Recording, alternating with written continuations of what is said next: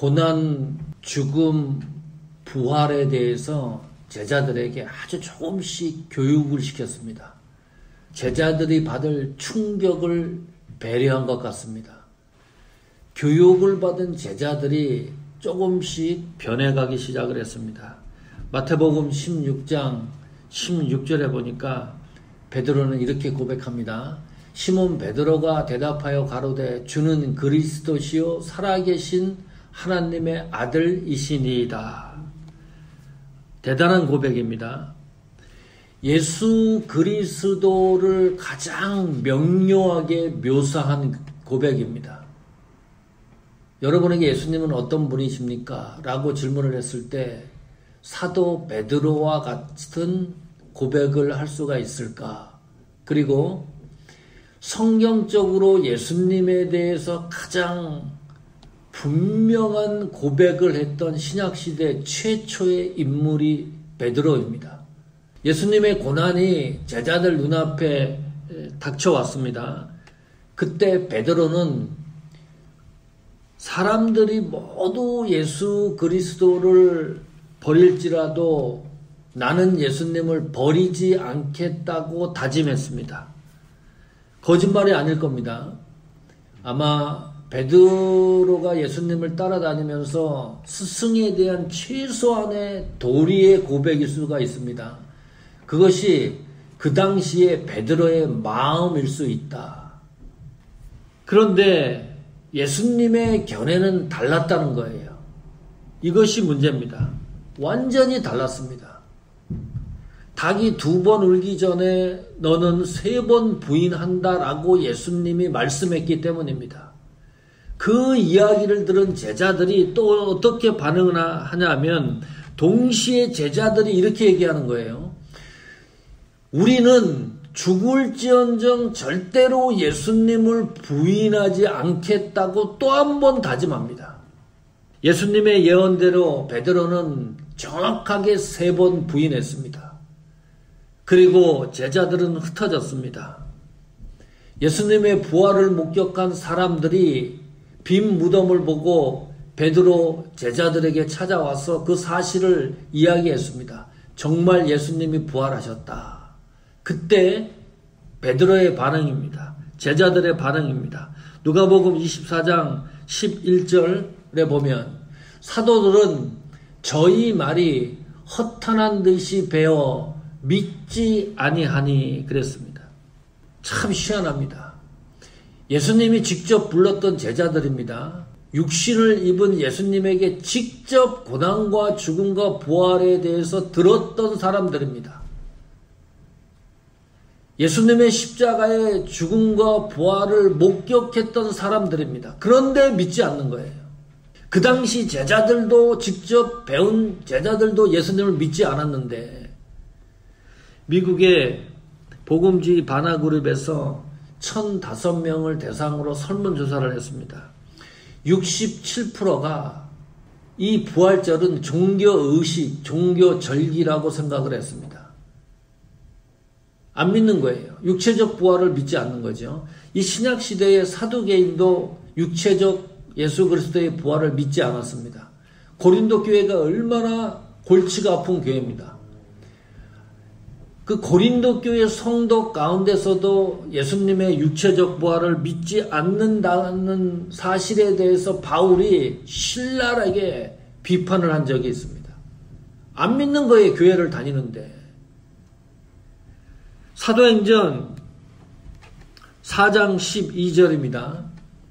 다른 이로서는 구원을 얻을 수 없나니 천하 인간의 구원을 얻을 만한 다른 이름을 우리에게 주신 일이 없음이니라 하였더라.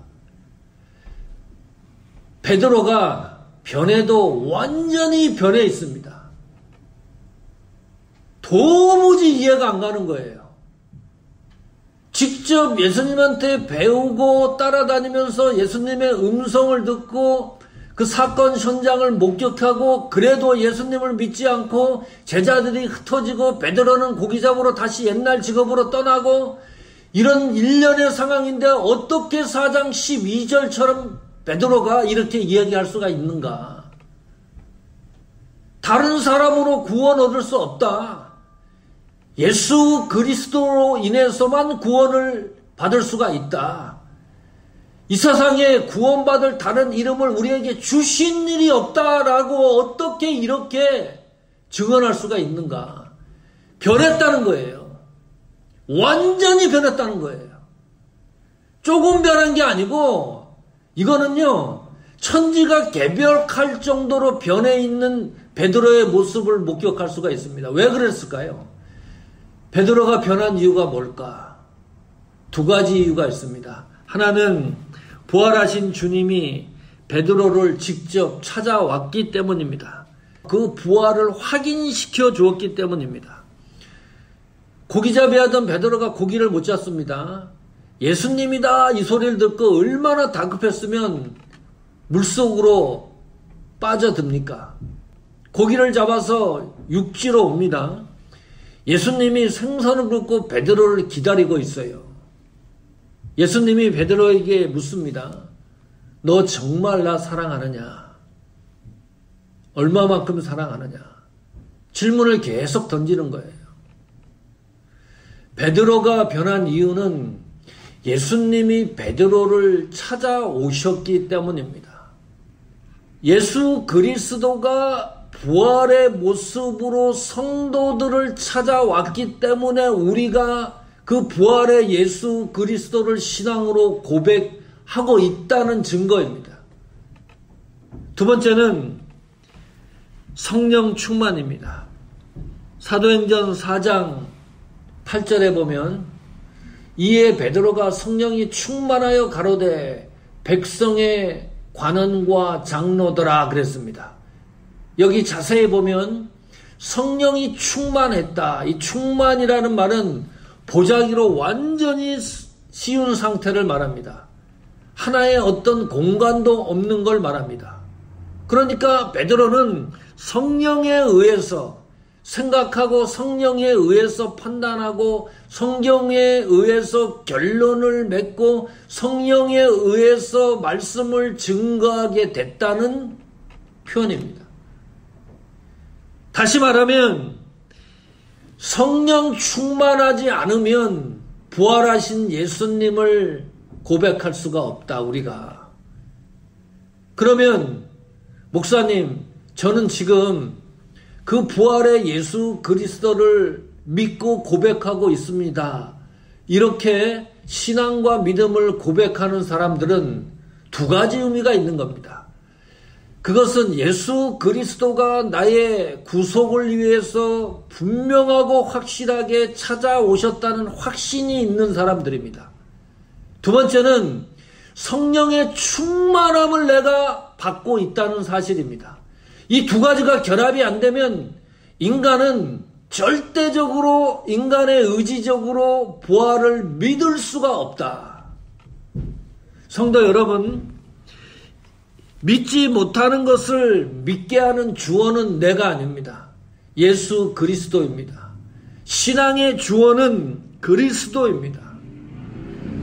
부활 신앙이 있다. 믿음이 있다는 것은 변화입니다.